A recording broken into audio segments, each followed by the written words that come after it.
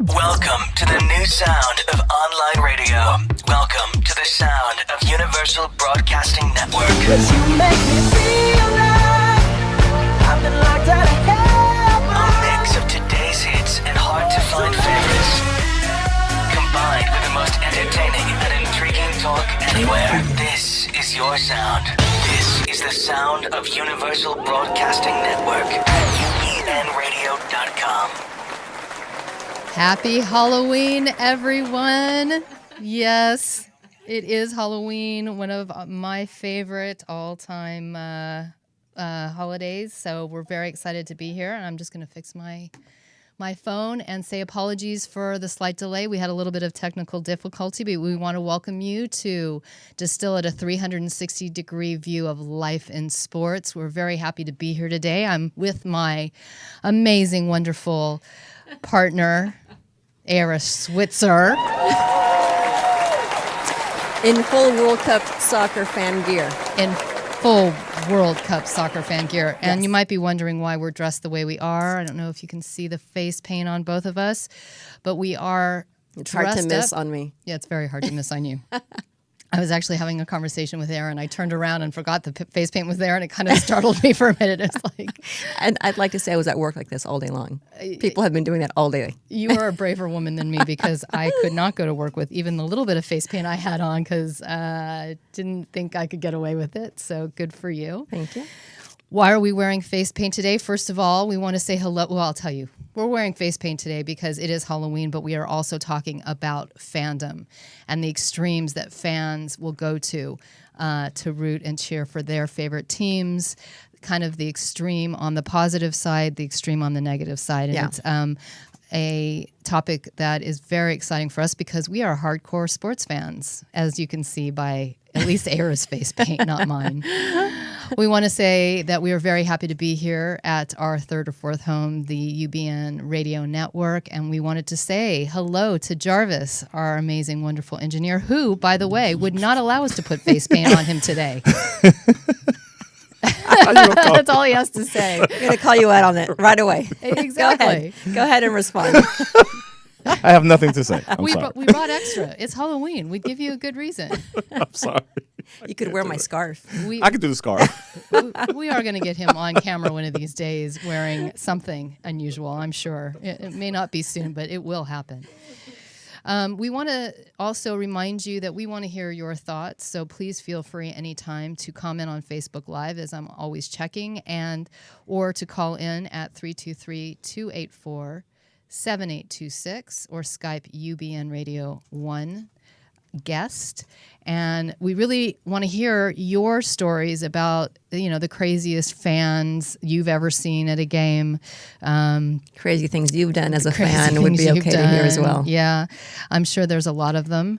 Why are we here talking about this stuff? We're here because we are partners in a company called the Distillery Inc. We deal with athletes from amateur through to pro, distilling their athletic intelligence and helping them repurpose it for a life after their career in sports. So we are very, very passionate about what we do and who we help. And so we want to share kind of our view of life in sports with you, because we believe sports is a metaphor for life. It is indeed. And it's very interesting because we'll talk a little bit about that today, because there's a lot of articles now and a lot of studies coming out on really what does being a fan do for you mentally, emotionally, and Right. from a physical standpoint, from your health. Another big announcement that we have today is a couple shows ago, we invited a very good friend of ours who happens to be in London, who happens to be a sports presenter himself. A sports fanatic. A sports fanatic, Much more extraordinaire. knowledgeable than even we are. Exactly, to join us on a show. And we really felt like Marshall Norball brought us a perspective that was insightful, interesting, different, and one that is much more global than we probably could. Yeah. And so we've now asked Marshall if he could be a regular feature contributor to our show. And so I'm very proud, we are very proud to introduce Marshall Norball from London Yay, Marshall. Welcome. to one of... Hello, Wendy. Hello, Eric. Good afternoon. one of the first of many appearances you'll be making on this show. It's good to be back. Marshall Good has to be also back. shown up not wearing any face paint, Yeah. any No, fan gear of any no. kind. My nearest face It's- paint would be my glasses, a slight attempt at a goatee, and an orange jumper. There's time. You could run into your bathroom and see if you can throw I something on. was never much of a face painting kind of kid growing up. It wasn't my thing. I left that to my sister. She was much more into that than I ever was, and will be. Well, just like with Jarvis, Marshall, we will be coming for you, and you will be in future shows having to Jarvis, show I'm your on the same allegiance, showing your allegiance. Marshall, give I'm on the same side with Jarvis. Great looks, though, by the way. Thank Great you. looks. Thank you. Thank you. And I just want to say hi to Karolina, one of our good friends from London who moved to Mexico. She's very excited about you joining us, Marshall. She has commented on Facebook, and welcome to all of our friends on Facebook. I see you, Hannah Weisberg. Thank you so much for joining us today. And Betsy Davis, who has commented that your face looks awesome, and hey, Marshall, to you. Marshall, before we jump in, can we get 30 seconds about who you are, just to reestablish you as part of the team?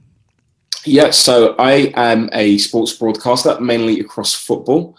I have been fortunate enough for the last 4 years really, to work independently with BT Sport, with also some African networks, and now more recently the Premier League. So a lot of it on their global feed. So I am quite fortunate enough to watch, review, and talk to fans on basics about all Premier League games, Bundesliga football, and potentially even more with the World Cup coming up next year in June. So from a job and a passion, it's football, or soccer, but it's not my only love. I'm pretty much a sports fan and a sports nut, and there isn't probably a lot of sports that I haven't even come across, seen, or have an opinion on, or have tried to play and either play very badly or realize I wasn't quite good enough to make it professionally.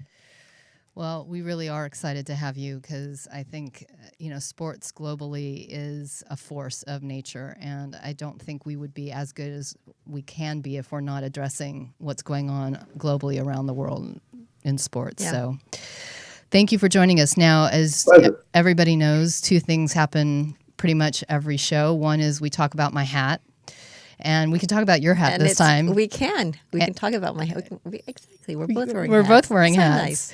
So basically the costume, this is my Supervan costume. It's my LA Rams, my LA Dodgers, and my USC Trojans, which are my three big teams that are very near and dear to my heart. Era, do you want to share? World Cup soccer era. I've got my Croatian hat on and my scarf because my father was Croatian. And I have my Nigerian team jersey on because my mother is half Nigerian. And my face is painted for the Colombian colors because my other half, my mom, is Colombian. So I was raised on soccer, but I mean, really our hearts were in Croatian and Colombian football and, very quickly Nigerian football as well. So this is World Cup soccer fan era. Welcome, World Cup soccer fan era. Thank you. And I just want to say to Hannah Weisberg, who just said, "Go Astros." Love you. But wow. Sorry. I know you're in Houston, but sorry. That's just sorry, not allowed on our show. I the orange related to the Houston Astros in any way. By the way. Just in case if anyone is thinking that, it's not. Okay, I'm good. a Giants fan. Well, let's not even go there, Marshall. If it comes down to it next season, we won't even talk about You're it. right. So also our second feature that we always do is we talk a little bit about what's going on in the world of sports. And I don't think we could have this show today without talking about the World Series. And I think that that's about the only thing we're going to talk about before we launch into our topic. But I got to tell you. What a great World Series. What a great World so Series. Far. And an amazing World Series to launch a discussion about fandom, because one of the big aspects of the World Series, especially being played in Houston, is the fans and the noise that has been created in that stadium where, people you can't even hear. Yeah. In fact, I don't know if you noticed, but there was, who was it that the Dodgers, I can't remember the player. I'm sorry. Maybe Marshall will remember where he was he was coming around, could have scored, Yeah. but heard the third base coach what he thought was go, was Yeah. to stop. And I can't remember how he said it. No, he thought he heard no go, and the Yeah. coach was saying go, but because go. it was so loud, He couldn't hear. it. Oh. So the fans have definitely played a major part. So what do you think along about with this? along with the umpire? Oh God. Along with there's so many different factors that have played into where we've gotten. Well, listen, we're Now going to with have the to World have a few Series. shows on some of the things that have come up as a result of the World Series that Yeah. are bigger issues. You mentioned umpire. Yeah, some pretty interesting calls. I'm telling you, his vision when the ball is on the inside is just... Not sure where he's looking. I don't know where he's looking either. But, Marshall, I don't know if you see it when it's broadcast over there, but they have like a box where, they show each pitch. Yeah. And like anytime the Yeah. pitch comes to the inside of the batter, Plate. Yeah. it's like a foot out of the box. And Yeah. the umpire last night On Sunday. calling every single one of those as a strike. Yeah. So it got to the point where the Dodgers were actually taking those balls because they You knew had to. you had may to. as well. It's going to go for a strike anyhow, so you may as well try and take a swing. It's amazing what was happening. So there was that. Well, remember Yeah. that the Astros are very much an analytical team as well. They do a lot of, they're the teams that are moving in a direction now, focusing a lot more on analytics. Sure. So it's traditionally at this time of year, you would have it's based on pitching. They would say, regular season games, it's hitting, pitching wins your titles. Yeah, Mm-hmm. it's kind of proving the other way at them, and it's pretty much a case that they're getting their guys and to hit. And to be fair, both teams are. Oh, both. Yeah. But Listen, it's a cracking series. It really is. Yeah. we cannot talk about it without talking about the number of home runs that have happened, the scoring. So I mean, wild. on Sunday's Sunday game, it was nights. like, okay, I'll get 4 runs in this inning. Fine, you'll get 4. I'll get 5. Okay, fine, you'll get 2. I'll get 3. Yeah. Who would have thought that it would ever have so gone high down scoring. to 10 innings, right? Yeah. Yeah. Exactly. I mean, four occasions that there was a 3-run leads. Sure. It's like unbelievable. Most home runs in the World Series. It's like it's unbelievable, and it's unbelievable. And what a couple of hours away from like first pitch. Right. This game could, who knows? Like people saying Verlander's been okay. We know what his ERA is like, but realistically, this one could be another 7-6, another Yeah. Another 10-8 or It a could. level. It's And again, we say this time and again, but it's such a huge testament to the mindset of these athletes, because to be able to go on 4 or 5 hours, to be trailing 3-4 And never give runs up. and not give up. I mean, it's so inspiring to watch this time and again, because they are so absolutely focused on what they know how to do Yeah. innately. Yeah. What they know how to just rely on what they've trained to do, Yep. and they stick to it. It's Yep. just phenomenal. It's so much fun to watch. I'll tell you, this is going to sound crazy, but this is a World Series where I believe both should win, because honestly, they Right. both played equal. I know it can't happen, obviously, Yeah. but I've never heard an American that before. I know. You mean end in a draw? Are you kidding me? Yeah, Never exactly. happens. We UK. That's called test match cricket. Yeah. Yeah, I know. Well, 10 years in the UK kind of rubbed off on me. Yeah. So there's a lot more to talk about with this. I have a lot of strong opinions about what happened with Yuri Gurriel, Oh, yeah. and I think we're going to save it for another show, because I do want to jump into our topic. I want to thank Stacey Fields for tuning in, and I have to say a shout out to my mother. Thank you for watching. I appreciate it. We appreciate it. Okay, so fans, look, we've talked in the past about fans, and we've talked about fans from a perspective of, when fans kind of go like to the negative. Right. And I think we want to touch on that. Absolutely. But it's Halloween, and we want to keep things light today. So we've kind of taken the direction of talking about fans in a very kind of fun, irreverent, and more positive light than we have in the past. Yeah. You and I are hardcore fans, and we can sit and live and breathe by what happens in a game, clearly. Yeah. But I put this to both of you. I know it could just be my personality. I'm devastated sometimes by a loss, but I don't hang on to it. I'm kind of like, okay, was it a good game? I'm sad, but I'm over it. Yeah. You see people who literally they live and breathe by what happens with their team, and they can't get through their day. Right. Do you know anybody like that, or Marshall? Are you? I know you're an Arsenal fan. It's been a hard I'm road. talking to one of them right now. It's got better for me personally, but I know how hard how it can be, how hard it is. It's you wake up, especially any sport. I'm an Arsenal supporter. We talk about it from mainly from a soccer perspective. It's a long season, but there's certain games in the year where you just mark an asterisk around and you say, right, that's really, really important. That's really significant. That's bragging rights. That's proving where your team is. And you feel the whole emotion, whether it's the week leading up to the game where you start seeing the newspaper reports, so you're on social media and this player's saying this and this pundit's saying your team's good enough, your team's not good enough. Then there's you turn on the television and then you see more reports and more build up. And in this country, we're quite, in the UK, we're renowned. There's a number of sports channels that like to do big build up. And for me, that's very difficult to watch, because it just gets me more nervous, more angst, more emotionally involved, more emotionally invested. And to the point where I often have to turn it off for a little bit and go away and go and do something else and try not to think about it. And you get so emotionally invested in it. Sure. My dad is literally sorry. You're the one playing the game. Sorry, it's true. Sorry to interrupt. My dad cannot watch Houston at bat. It's like he has to leave the room. Right. Because he can't even Yeah. I don't know what he's going to the game tonight. I don't know what he's going to do when he's there. I watch games with friends who are literally, they're just like that. They can't watch the opposing team do whatever they're doing. So they leave the room and they scream at me, tell me what's happening. Tell me what's happening. But you could stay and watch it. But there's something about there's a visceral response to it. Something about seeing it in action completely does a number on you. It does. Yeah. And it's funny, we don't have the skill set as fans to have that certainty that they can come out of it. So like you were saying, it's amazing what an athlete can do. They can be down by however many points. Yeah. And they can still believe with all of their heart that they can come back and win. Yeah. But the fans, I don't have that. Know. Yeah. I don't have that skill set.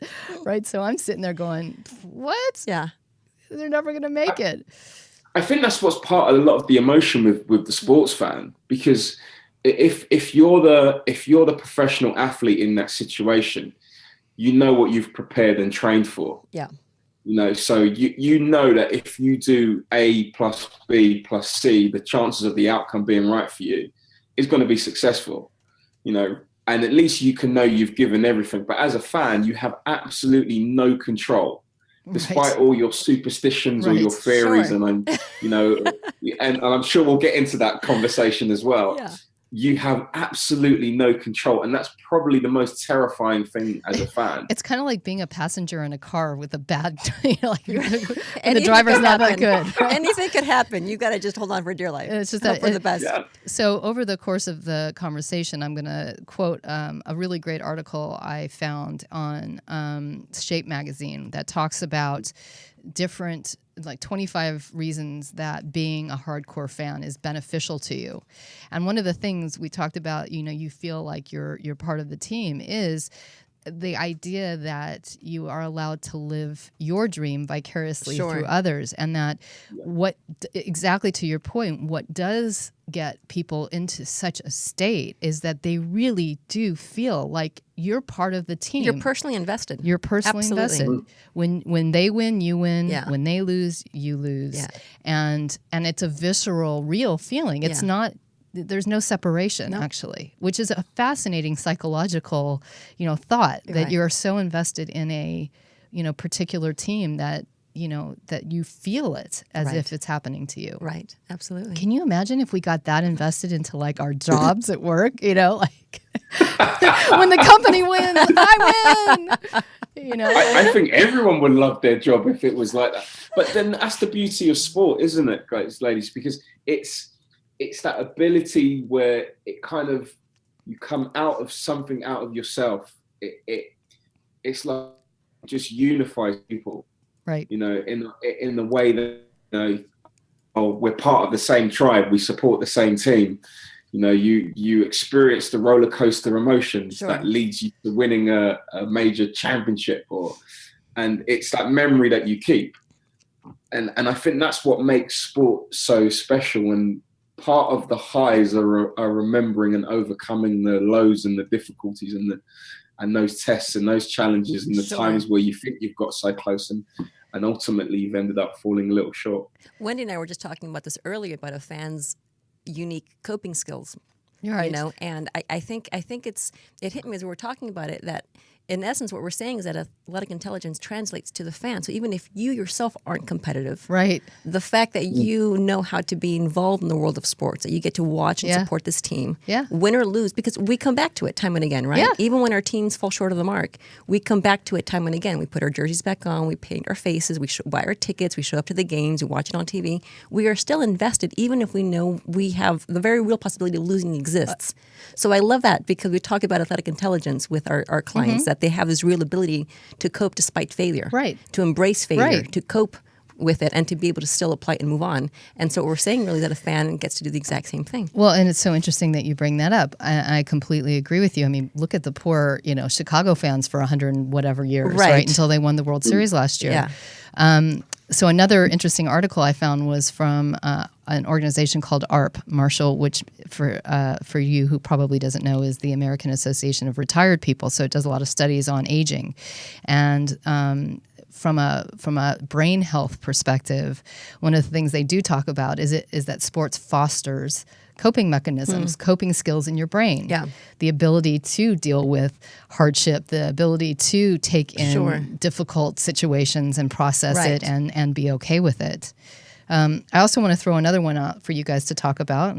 The idea that sports actually statistically, if you're a sports fan, a true sports fan, can help you live a longer life. No kidding. Okay. And the article that I'm quoting, It's great news. I was like, why wouldn't everybody go out and become a sports fan then if that could help you live a longer life? You've heard it here, people. You've heard it here. Right. Spread the news, everybody. Become a hardcore sports fan. And if you're going to do it tonight and support the Dodgers. Go blue. Exactly. But what the article said... I'm a Giants fan. Remember that. That's they really aren't different. playing tonight. They're not in the World For Series. tonight, you're blue.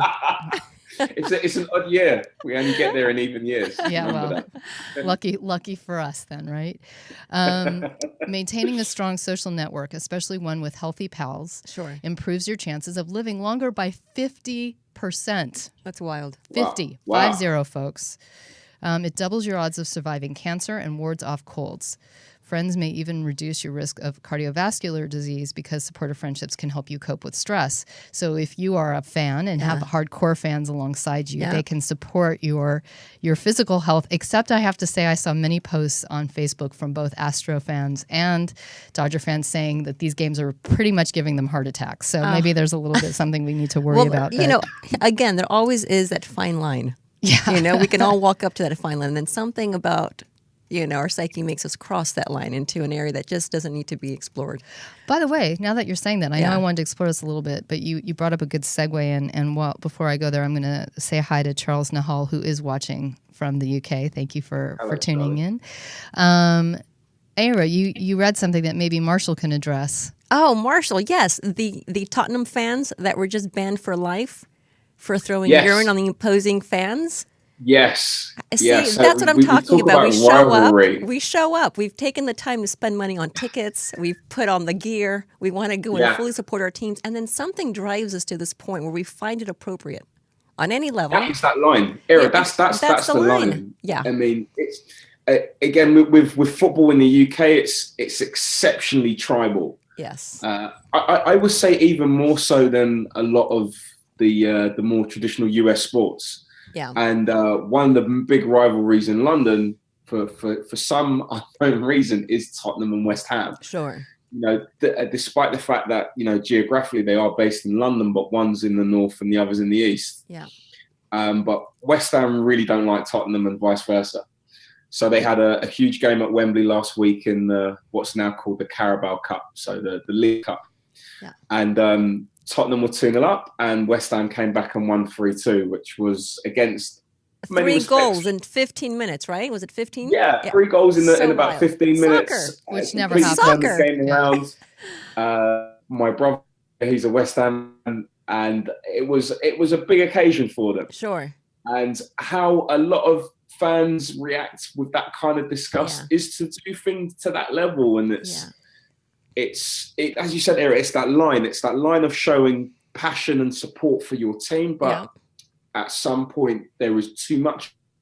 There's too much adrenaline. There's too much, angst and hatred for your opposition that it drives people to just. And our common sense just gets thrown out the window.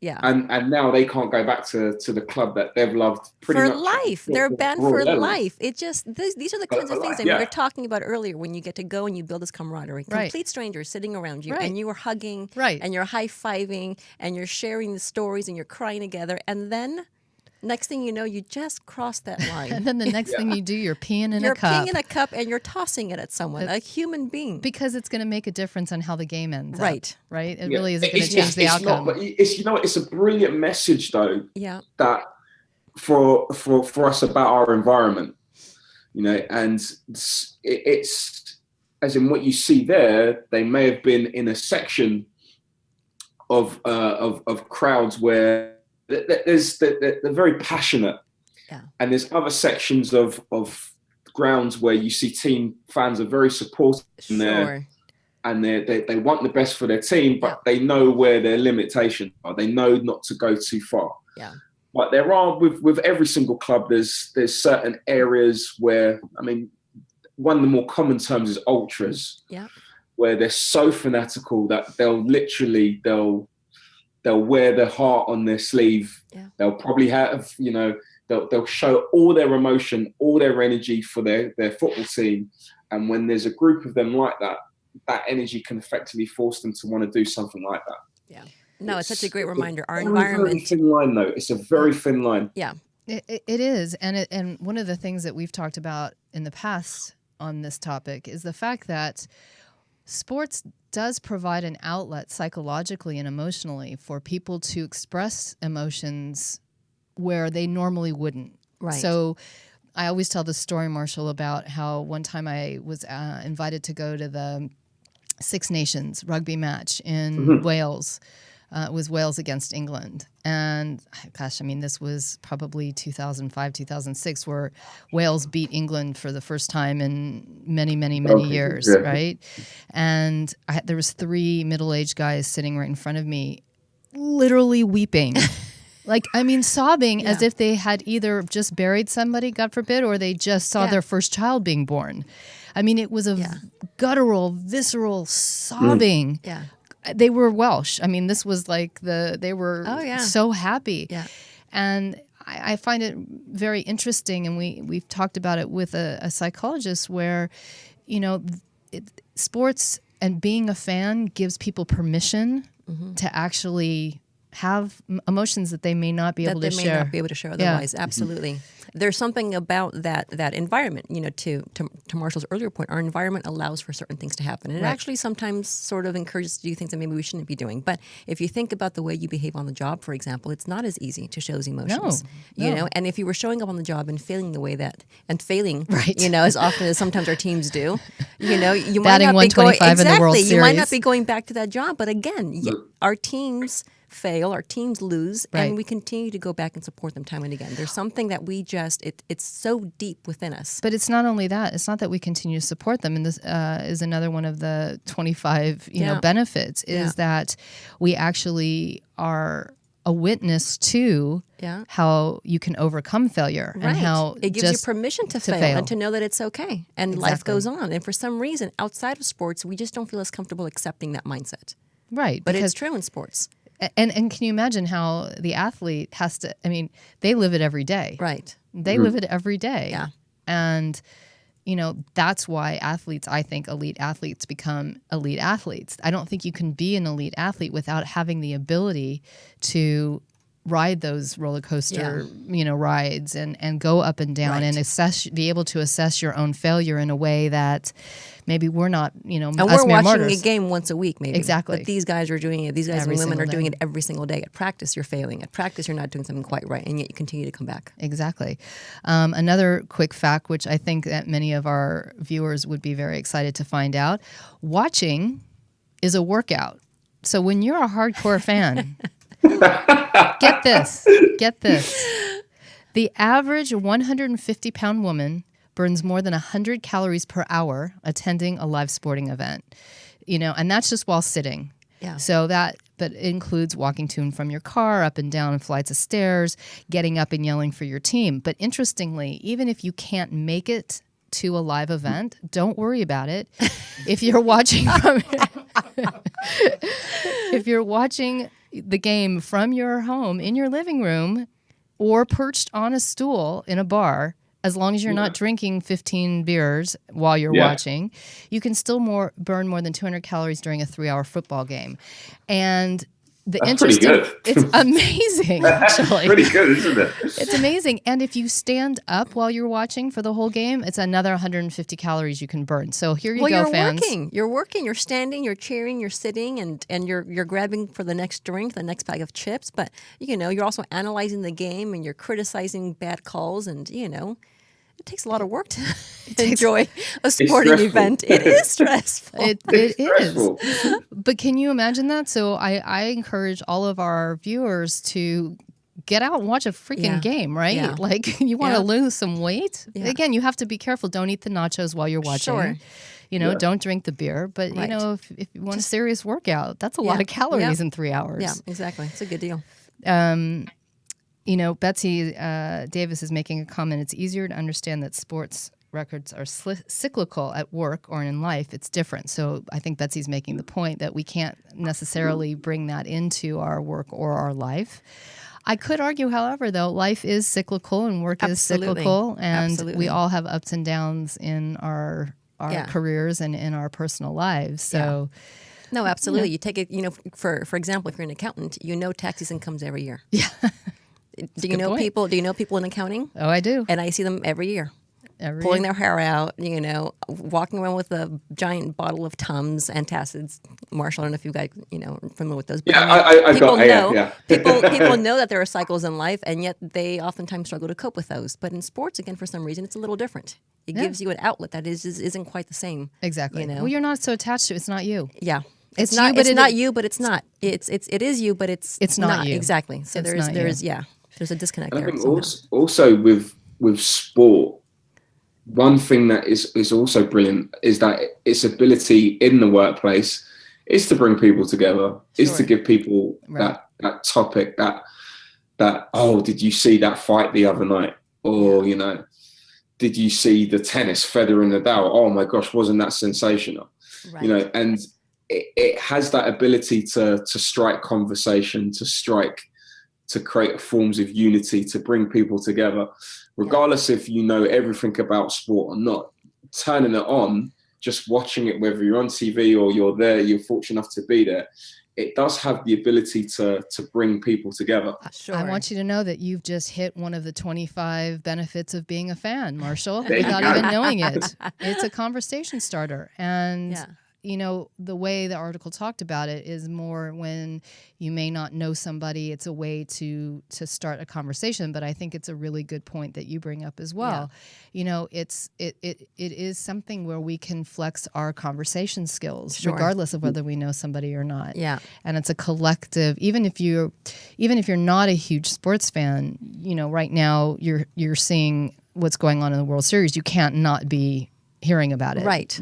Or, in Europe how about the World Cup? Let's just use the World Cup as an example. You may not be a fan of soccer, but when the World Cup is happening or the Olympics, there's always something you're going to know. There's an awareness, absolutely. And you can talk about sports and maybe even come at it from different points of views because you might support different teams, but at the end of the day, it's not who you are. So even if whoever you're talking to doesn't particularly support your own team, right, you don't feel a personal attack. Right. It's not, you're talking about the sport. You're talking about, but it's not you feeling criticized. Oh, Sometimes I can totally be. disagree Sometimes with you. It can be, but it doesn't have to be. So again, it's you, but it's not you. So it just Hey, depends you on know, your if you enter perspective. the conversation, if you come out swinging, Yeah, you gotta exactly. take it I got to bits, tell you. right? Exactly. I got to tell you. That's I've had some plenty of Because good hard not times. everyone would be able to say, look, If at you the got end to of the dish it, you got to series, take it. at the end of the series, I would be happy if the Astros won or the Dodgers won. Oh, yeah. Not everyone could say that, but you did. I did. Yeah, exactly. I But know. not everyone could do that. Well, Like it's I'm- not. I'm- It doesn't. You aren't personally. Your personal world doesn't crumble if the Dodgers. Or lose. I'm clearly an elevated person. right? Exactly. Right. Exactly. No, listen, I dare you to put an Look, it's Arsenal the first fan next to a time- Chelsea it's the fan. first time the Dodgers have got there in nearly 30 years. Can you believe it? I was 22 the last time I watched the Dodgers in the World There you Series. go. My God, I was in a different place back then. Jarvis, Betsy wants to know where the Crimson Tide photos are. Roll Tide. You better throw one up for her. Otherwise, she's gonna. I promised her She some might Roll tune Tide out. today. Yeah. She might tune out. And Petra from London is watching. Thank you for joining us. So another interesting fact is that being a hardcore sports fan boosts happiness. Yeah. There was a study done by a gentleman by the name of Daniel Wan, a PhD and professor of psychology at Murray State University in Kentucky, where he found that people who identify themselves as sports fans tend to have lower rates of depression and higher self-esteem than those who don't. And he says the reason why is being a fan gives us something to talk about, to share, and to bond with others. And for the vast majority of people, it's psychologically healthier when you can increase social connections with others. Yeah. So, it's funny because when you think sometimes about the crazy sports fans that go to the ends of the world to can't live or breathe unless their team is in whatever championship or wins the game. Right. It sounds like it could be depressing, but Yeah. on the just the opposite, Yeah. which is another reason why I encourage all of our viewers to become a hardcore sports fan. You're going to be happier. Eventually. Eventually. Might not at the moment, in that very moment, but you will be the But long overall, run. you're creating bonds. Yeah. It is a journey with your It team is as a well. journey, yeah. Whatever the sport is, it's a journey. There are ultimately going to be times where, it's not always going to be plain sailing, and there will be moments where you will have that joy, that complete euphoric moment. Where your team wins a championship, or they win a big game, or they take their next step. And all that it's pain those and moments suffering will that have been worth it. You cling to. That's the moment. Whether it's an NCAA title, Sure. whether it's a Premier League title, whether it's Yeah. winning Olympic gold, and it's. I mean, when you can probably remember back to 2012 in London, Yes, I can. where it was like literally, it didn't matter whether you were involved or sport or not, if there was a Brit that won not just a medal, but in particularly a gold, Sure. everyone knew about it. Oh, and by the way, Everybody knew about it. and even though I was an American living in London at the time, I was Yeah. rooting for the Brits as well, of course. Yeah. There you go. Oh, I was. Yeah. I mean, to a certain degrry, I would want to. It was head to head. I'd kind of lean towards the Americans, but at the end of the day, it's just, it was such an amazing Yeah. experience to be in a city where there's an Olympics, Absolutely. which we will be experiencing here in LA in 2028, a few years from now. Another great benefit of being a hardcore fan is that it provides fitness motivation. So studies have been done that show, and again, we're not going to say this for every fan because you do see some maybe not so healthy fans out there, Right. but when you really are a fan of sports, you appreciate the level of commitment that an athlete makes to their body, and it is Yeah. very motivating. I have to say personally, I find it to be something that I take on to heart Right. as well. Right. No, it's true. It's a good point. You're watching people who do look. I don't think most of us watch our professional teams and say, or even our collegiate teams and say, I could do that. But you watch them and you say, I could do something. Right. And it inspires you. It inspires you to get up and move and do something. Even Right. if you're a parent, I think, particularly, it at least gets you up off the couch to go and maybe want to toss a ball around with your child. Right. That's a big deal. It's a big deal. Yeah.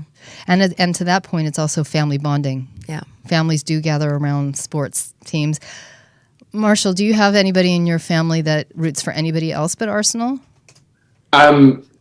So I have my brother who is a West Ham supporter.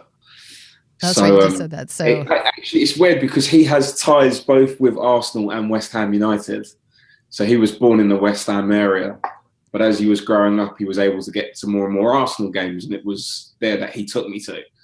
So wherever he would have taken me to would have been effectively the team I supported, and Arsenal weren't a great team in early mid-80s. No, Charles, who's listening, his team Liverpool were pretty much the top dog. Yeah. And but for me, it was just to go. My mum and everyone else in my family who do support the team is pretty much Arsenal, and that's mainly due to my association with it. But do you ever get into any kind of disagreement with your brother or argument about? Because I got to tell you, I'll tell you this after, but I'm curious because when you are in a family and there are fans in that family of different teams, right? How does that play out in your household? Well, it's funny because I saw him today and on Sunday, and we were having this exact discussion because Arsenal are playing West Ham in a few weeks, and I was basically letting him know that they're going to get a hiding. Translated, they're going to get their asses kicked. Sorry. And I know how to wind my big brother up. I know how to, and one of the ways to do it is football. and he was kind of taking the bait already. And it's that kind of relationship that we have. It's like it's pretty much, it's really good, except when it comes to football. And football is our only main real rivalry. When it comes to other sports, we pretty much would follow the same team because it's normally on a national basis, right? i.e. rugby. But for sure, what I like to do with him is just to stoke the fire, is to let him know that we're coming to get you. And if I'm there when he's there, I'm going to let him know about it. But it's all brotherly love goes out of the window for a couple of hours. Afterwards, it's absolutely fine. As long as my team wins. Right, of course. It's all done with the understanding that there's brotherly love between you, correct? Yeah. But my team has to win. You've got to understand that. That's the key. Yeah, it's that simple. In your family? Oh, I'm telling you, this is how we grew up. We were all on the same page. Okay. It's very clear. Yeah. Well, it's very clear. I just have to harken back to the rivalry between the University of Texas and University of Southern California, and watching the national championship with my husband, who is from UT, and me from USC. It was a tough night. It was a really tough night. I was there. You were physically there. I was physically there. I mean, I lived a mile from the Rosebud, walk there and march to that stadium. But your husband wasn't rooting for the other team. My husband at the time was not. No, he was not rooting for the other team. Right. He was not. This was full Trojans. But he's, a Cal Bear. So when I was married, our kids were growing up. They were a little torn. Support dad and Cal Bears, or we support mom. And it was very clear in my household, we are a Trojans family. Period. This is what. And now I'm divorced, and he's gone. So now really, there's no question. Exactly. And this is what you were right all along. I was right all along. Exactly. The kids need to stick to me. And this is what my 5-year-old son does, because he has a father who obviously roots for Texas. I do too sometimes, and USC. It's this.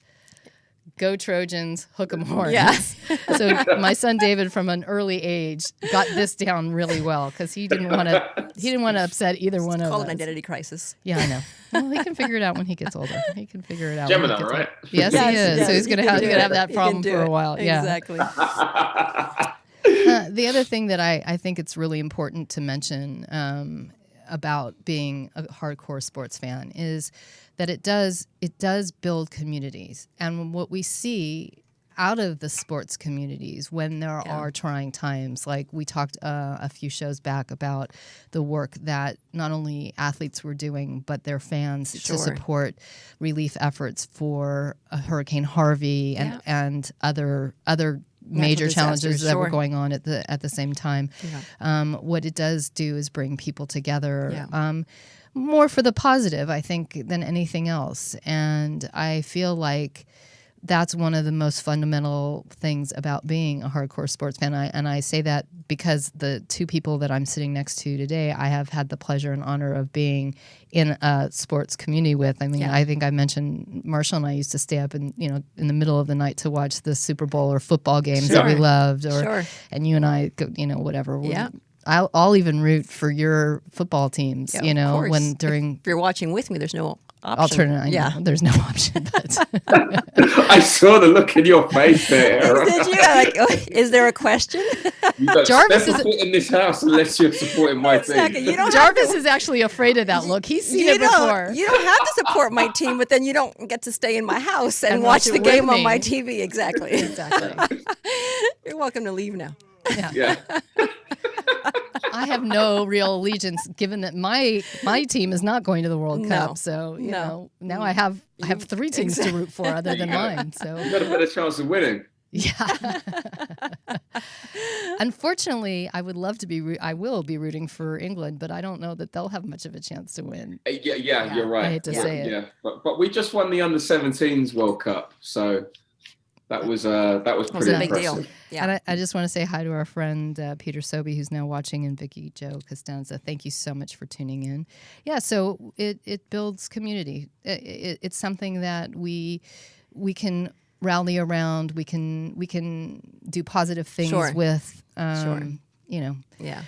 Okay, so we're getting close to the end of the show, and I wanted to just ask, because I kind of told my one fan moment where I was literally blown away watching 3 grown men sob. Do either of you have a crazy fan moment that you've experienced or that you've participated in? Please don't tell me that you've thrown urine on anybody, which I doubt. I have not done that. I know, actually, Era would never do that. Thing, she wouldn't but even.